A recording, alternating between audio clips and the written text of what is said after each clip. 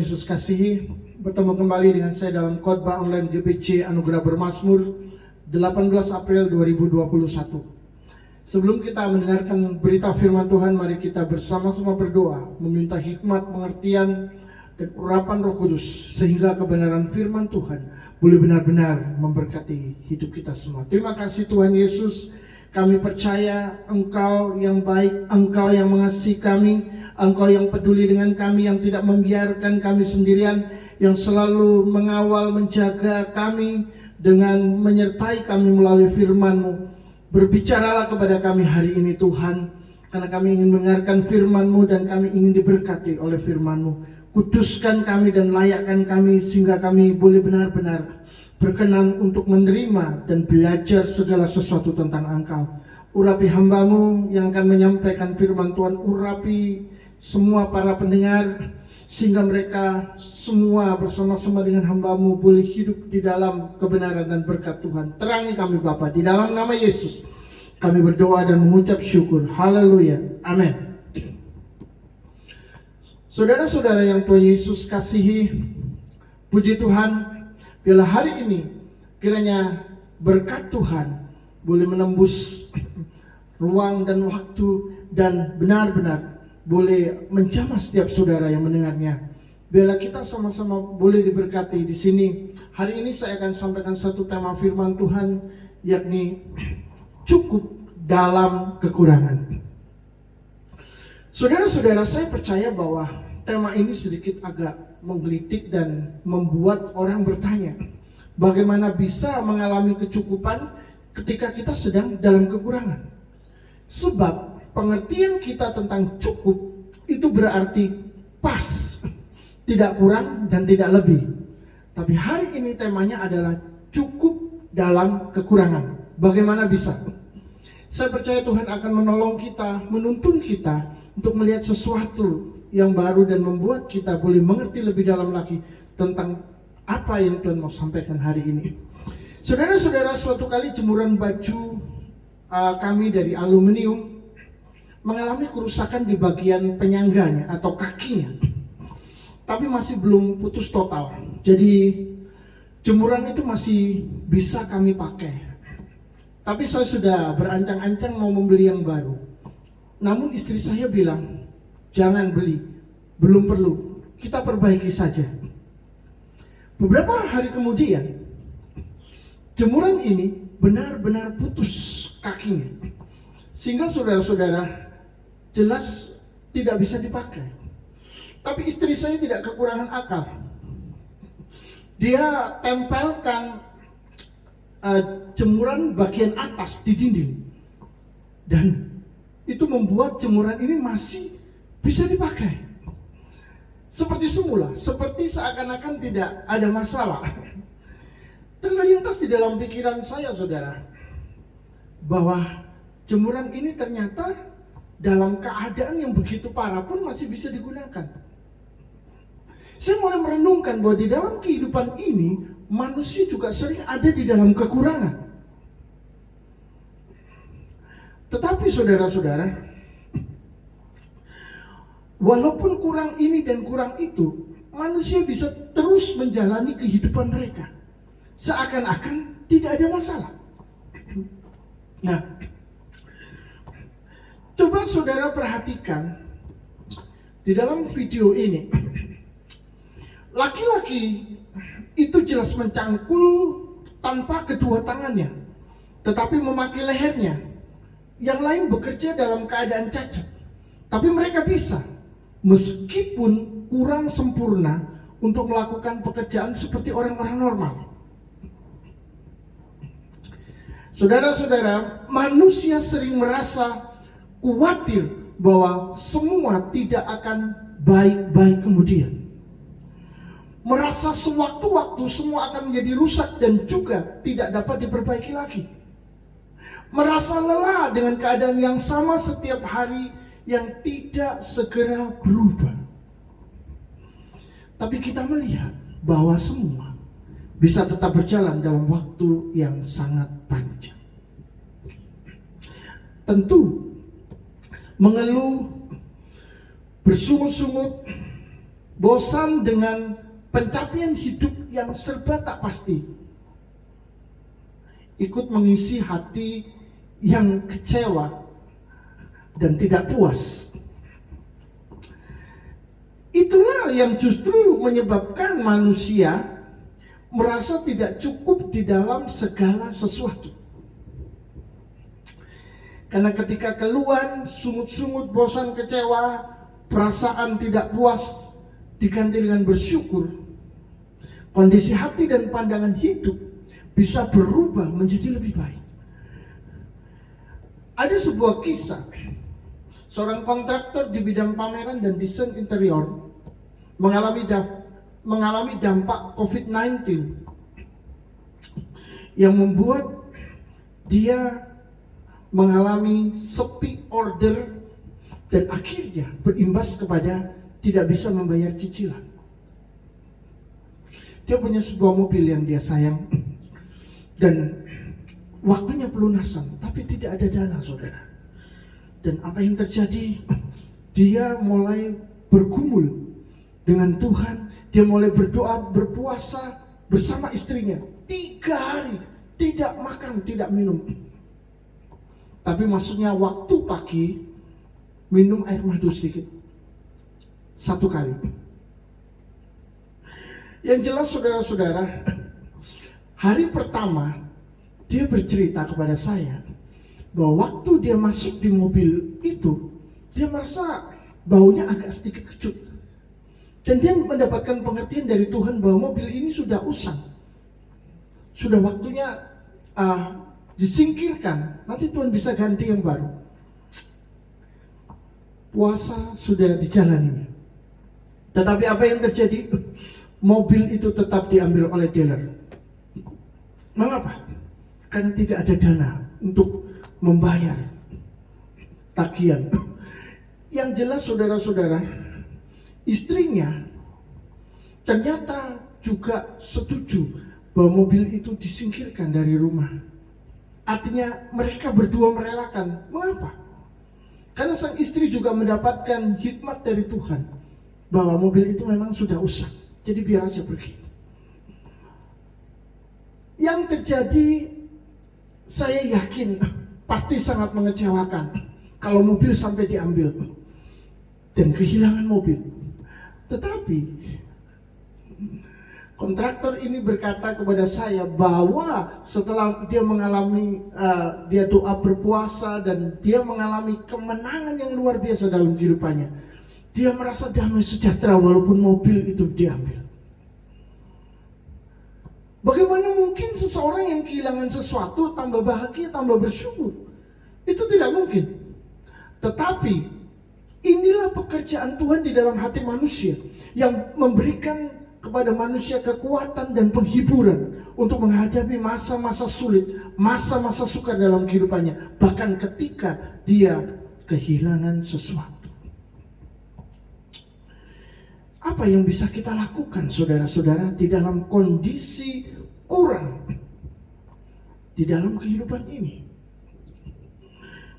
Yakobus pasal 5 ayat yang ke-7 berkata, karena itu saudara-saudara bersabarlah sampai pada kedatangan Tuhan. Sesungguhnya petani menantikan hasil yang berharga dari tanahnya dan ia sabar sampai telah turun hujan musim gugur dan hujan musim semi. Hujan musim gugur dan hujan musim semi itu butuh waktu cukup lama. Ayat 8, kamu juga harus bersabar dan harus meneguhkan hatimu, karena kedatangan Tuhan sudah dekat. Saudara-saudara, janganlah kamu bersungut-sungut dan saling mempersalahkan, supaya kamu jangan dihukum. Sesungguhnya hakim telah berdiri di ambang pintu. Dari 3 ayat ini saudara, ada 3 poin yang akan kita pelajari bersama. Yang pertama, yakni sabar total. Ukuran yang Tuhan ajarkan adalah menjadi sabar total dan sabar yang tidak terbatas. Alkitab mengatakan bersabarlah sampai kedatangan Tuhan. Itu berarti kesabaran yang tidak dibatasi oleh waktu. Sebab waktu Tuhan datang, maka semua akan berakhir. Dunia kiamat. Berarti kita disuruh sabar sampai dunia kiamat. Saudara-saudara yang dikasihi Tuhan, ketika seseorang menghadapi kesulitan, masalah, persoalan, menghadapi sesuatu yang benar-benar menekan kehidupannya, maka dia akan mulai tidak sabar untuk melihat semua itu selesai. Dan ketika dia bergumul berdoa kepada Tuhan, Tuhan mulai berkata kepadanya, bersabarlah. Lalu dia akan mulai mengatakan, sampai kapan Tuhan aku harus bersabar? Dan Tuhan menjawab, bersabarlah. Saudara-saudara, ketika Tuhan berkata seperti itu, maka orang ini tidak akan punya kepastian sampai kapan dia harus bersabar. Kesimpulannya adalah bersabar terus dan tidak pernah berhenti. Mengapa Tuhan menjawab bersabar yang tidak ada habis-habisnya sampai kedatangan Tuhan? Hal yang perlu kita ketahui adalah bahwa Tuhan ingin anak-anaknya menjadi sempurna seperti Dia. Kalau Allah Tuhan kita itu panjang sabar, Tuhan pun ingin kita juga anak-anaknya menjadi panjang sabar. Sabar sampai Tuhan datang. Saudara-saudara, ini sangat beda dengan pandangan dunia bahwa sabar itu ada batasnya. Sabar dari Tuhan ini sebenarnya adalah sama dengan mematikan daging. Seperti di dalam Kolose pasal 3 ayat yang kelima, firman Tuhan berkata, matikanlah dirimu. Kalau matikan diri, itu berarti saudara-saudara, mati secara daging. Jadi saudara harus terus bersabar, disakiti bersabar, menghadapi masalah persoalan yang begitu lama, bersabar, bersabar lagi, dan bersabar terus. Ketika kita merasakan sakit saat bersabar, maka yang sakit itu adalah daging kita, ego kita, keinginan kita, keakuan kita. Itulah yang dibunuh. Sehingga kita diproses menjadi semakin seperti Kristus. Inilah tujuan Tuhan, agar kita bersabar total. Di dalam 2 Korintus pasal 6 ayat yang keempat, firman Tuhan berkata begini.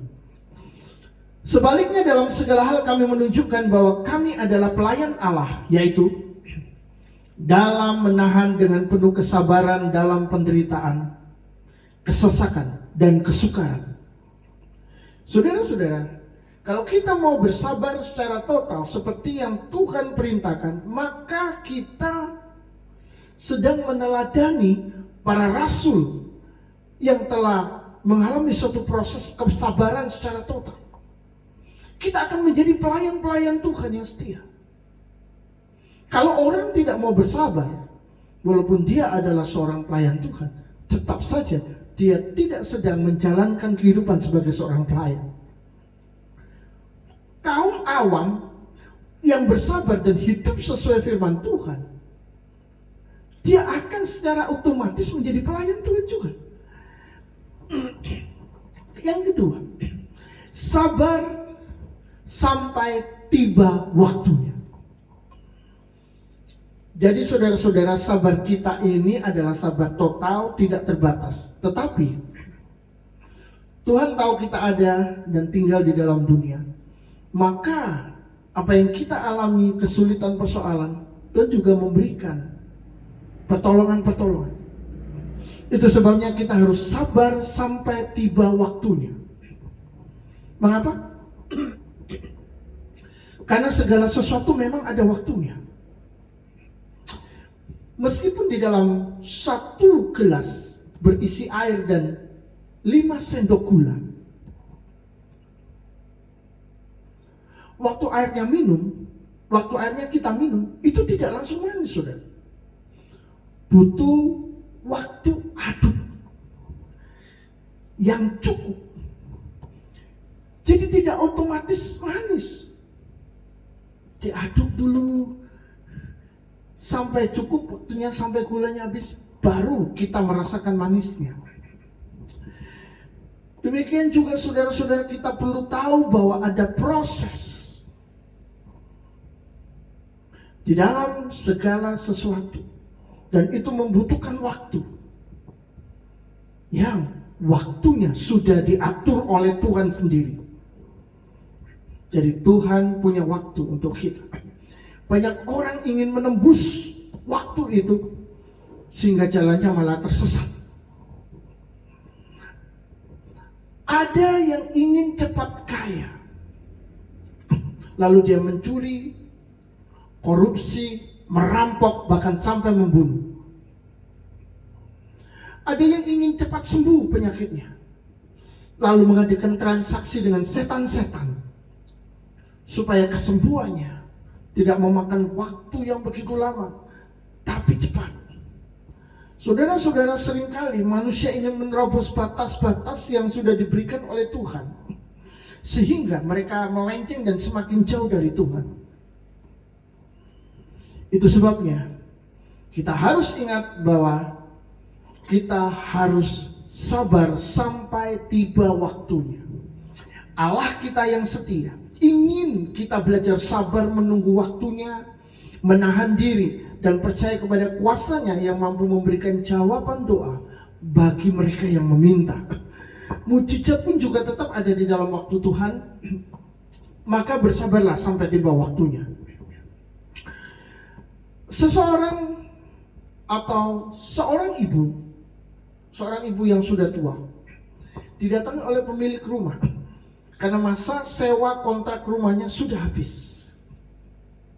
Lalu dia meminta waktu 1 minggu lagi. Pulanglah pemilik rumah ini. 1 minggu kemudian datang lagi. Tapi ibu ini belum memiliki uang. Jadi dia minta waktu 1 minggu lagi. Apa yang terjadi, saudara? Tuan rumah ini mengambil barang ibu ini dan menaruhnya di luar rumah. Tidak semua, tapi banyak barang yang mulai dikeluarkan. Dengan kata lain, dia ingin berkata, sudah tidak ada waktu lagi. Waktunya sudah habis. Kamu harus keluar dari rumah saya kalau kamu tidak bisa membayar kontrakku. Saudara-saudara, tentu saja ibu ini menjadi begitu sedih. Dia menjadi hancur hatinya. Lalu dia mulai merebahkan dirinya di lantai. Dan dia mulai berseru-seru kepada Tuhan sambil menangis. Tuhan, tolonglah saya. Saya hanya seorang janda. Saudara-saudara yang dikasihi Tuhan, ketika dia sedang berdoa, Tuhan bekerja di tempat lain. Seorang perempuan muda datang ke rumah ibu ini, membayar sewa kontraknya dan memberikan surat perjanjian sewa kontrak rumah kepada ibu ini. Tentu saja itu adalah sesuatu yang luar biasa. Yesus bekerja di wilayah yang tidak terlihat oleh kita dan menyediakan semua itu pada waktunya. Di dalam Filipi 4 ayat 19, firman Tuhan berkata, Allahku akan memenuhi segala keperluanmu menurut kekayaan dan kemuliaannya dalam Kristus Yesus. Yang ketiga, sabar dengan meneguhkan hati dan bersyukur. Saudara-saudara, saat proses menantikan pertolongan atau janji Tuhan, seringkali kita ini nggak tahan. Itu sebabnya manusia terprovokasi untuk memberontak, protes, marah kepada Tuhan. Karena mana tahan kalau Tuhan terlalu lama. Itu sebabnya dibutuhkan keteguhan hati, memantapkan langkah maju dengan kesabaran, karena Tuhan tidak mungkin terlambat bertindak menolong kita. Orang yang sabar dan teguh hatinya tidak akan bersungut-sungut menyongsong masa depan. Dia akan bertekun dan tidak akan menyalahkan orang lain atau menyalahkan situasi dan kondisi yang ada. Karena dia percaya bahwa waktu Tuhan akan datang dan dia akan melihat kemuliaan Allah. Itu sebabnya orang yang sabar dengan keteguhan hatinya akan memandang Tuhan dan memiliki rasa syukur. Saudara-saudara, bersyukur tidak bisa dipaksakan, karena itu keluar dari hati yang teguh dalam kesabaran. Suatu kali keluarga kami berada di dalam suatu krisis. Tidak ada uang sama sekali. Namun kami masih menyimpan beras dan beberapa bumbu dapur, termasuk cabai. Waktu itu saya lapar dan saya tanya kepada kakak perempuan saya, hari ini masak apa? Lalu dia menjawab, tidak ada ikan, tapi ada nasi. Saudara-saudara, akhirnya saya tidak jadi makan. Tetapi hari itu saya ada rencana mau pergi ke rumah seorang teman. Akhirnya saya pergi ke rumah seorang teman, dan ketika ngobrol-ngobrol, waktu saya mau pulang, dia menghalangi saya pulang. Dia menghentikan langkah saya. Dia berkata, tunggu. Saya pikir ada apa? Ternyata saudara-saudara, dia memberi saya buah mangga yang masih muda.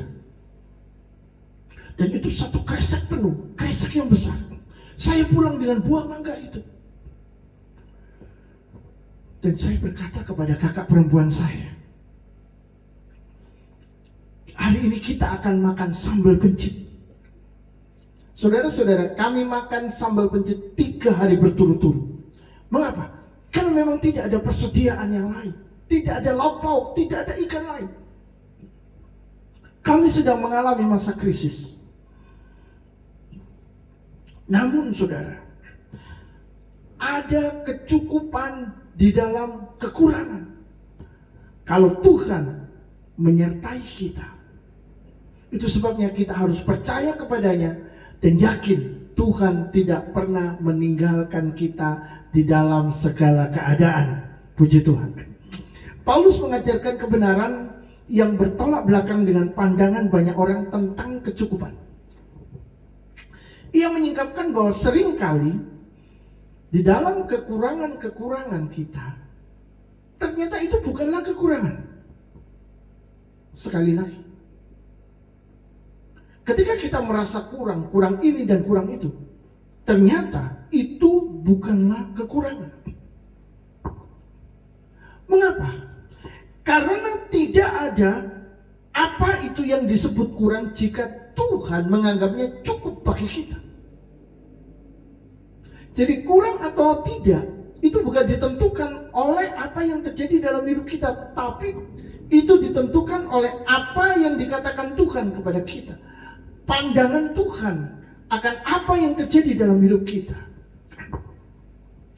Itulah sebabnya saudara-saudara, pandangan kita lah yang harus dirubah untuk melihat apa yang dilihat oleh Tuhan.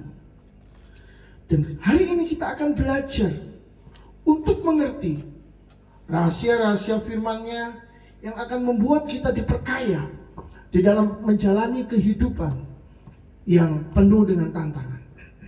Di dalam 2 Korintus 12 ayat 9 dan 10, demikianlah firman Tuhan. Tetapi jawab Tuhan kepadaku, cukuplah kasih karuniaku bagimu, sebab justru dalam kelemahanlah kuasaku menjadi sempurna. Sebab itu terlebih suka aku bermegah atas kelemahanku, supaya kuasa Kristus menurun menaungi aku, kata Paulus. Ayat 10. Karena itu aku senang dan rela di dalam kelemahan, di dalam siksaan, di dalam kesukaran, di dalam penganiayaan dan kesesakan oleh karena Kristus. Sebab jika aku lemah, maka aku kuat. Banyak peristiwa di mana ketika kita mengalami apa yang disebut dengan kekurangan, justru disitulah Tuhan bekerja menyatakan kuasa dan mujizat-Nya. Sehingga saudara-saudara, kita mengalami kecukupan Tuhan. Itu sebabnya Paulus tidak merasa khawatir di dalam kekurangan. Yang ia istilahkan kekurangan itu sebagai dalam kelemahan, siksaan, kesukaran, aniaya, dan kesesakan karena Kristus. Tidak ada yang enak sama sekali di dalamnya. Tidak ada yang bagus dan baik di sana. Karena itu kelemahan, karena itu kekurangan. Tapi Paulus berkata bahwa dia lebih suka dan rela di dalam kekurangan itu. Sebab kuasa Kristus akan menaungi dia. Saudara-saudara yang dikasihi Tuhan, di dalam kekurangan itu Paulus merasakan kecukupan dari Tuhan. Dan di sana dia mengalami kekuatan Kristus yang sempurna. Maka kita bisa melihat lebih jelas bahwa tidak ada istilah kurang di dalam kamus orang-orang percaya. Mengapa? Karena saat kita kurang, kuasa Kristus menaungi kita, mengalir dan memberikan kuasanya di dalam kita lebih dari saat ketika kita merasakan lebih dalam kekuatan, kekayaan, kuasa, keberanian, dan kelebihan-kelebihan yang lain. Jadi saudara-saudara, saat kita merasa kurang, kuasa Yesus menaungi kita lebih banyak daripada ketika kita merasa kita sedang kuat. Ketika kita sedang dalam keadaan tidak berdaya, maka kita tidak menggunakan lagi kekuatan kita, kemampuan kita, kekayaan kita. Kuasa yang mungkin kita miliki, kita tidak bisa gunakan lagi. Justru pada saat itulah kuasa Yesus yang akan menggantikan untuk dinyatakan di dalam kehidupan ini. Dan itu membuat di dalam kelemahan, kuasa Yesus menjadi sempurna di dalam kita. Daniel masuk lubang singa di dalam keadaan kurang aman, kurang beruntung, kurang pintar. Kurang semuanya. Mengapa kurang pintar? Karena kalau Daniel pintar, dia tidak akan menolak perintah untuk menyembah patung emas yang dibuat oleh Nebukadnezar atau Raja Nebukadnezar. Tapi Daniel kurang pintar, sehingga dia tidak menuruti raja. Demikian pula dengan Sadrah, Mesakh, dan Abednego. Mereka dibawa ke perapian yang dipanaskan 7 kali. Saudara-saudara, mereka juga kurang pintar, kurang perlindungan, kurang peruntungan, dan kurang dalam soal keamanan. Gara-gara mereka menolak untuk menyembah patung dewa emas. Tetapi yang jelas semuanya selamat. Tidak ada satupun dari mereka yang mati, tidak ada satupun dari mereka yang tidak selamat. Mengapa?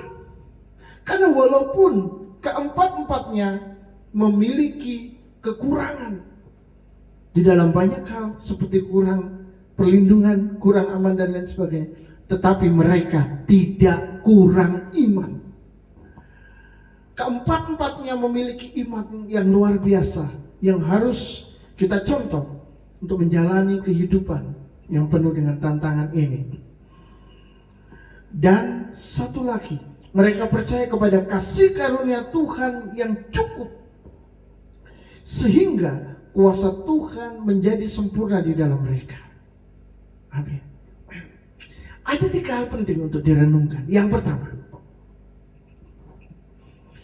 fokus pada kekurangan membuat kita merasa tidak cukup dalam segala sesuatu. Itu sebabnya fokuslah kepada kelebihan Kristus, sehingga kita mampu menanggung beban dan melihat kuasanya menjadi sempurna di dalam kita.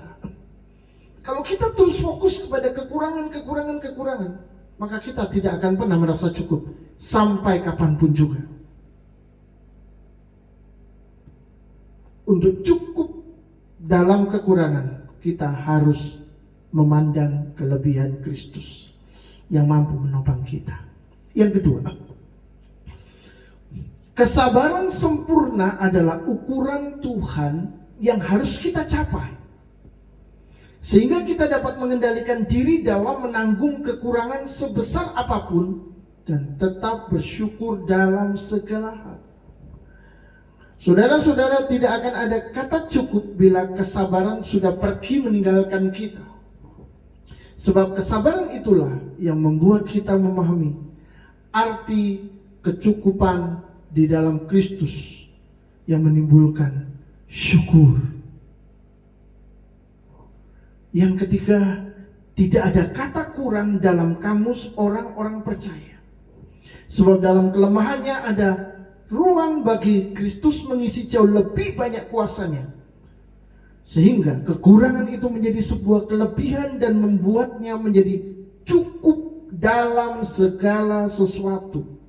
Kecukupan adalah kasih karunia Tuhan, membuat kita di dalam posisi cukup sekalipun kita sedang kekurangan. Kiranya firman Tuhan boleh menjadi berkat buat saudara semua dan membuat kita boleh bertumbuh ke arah Kristus dan kita berbuah-buah bagi kemuliaan nama Tuhan. Puji Tuhan, Tuhan memberkati.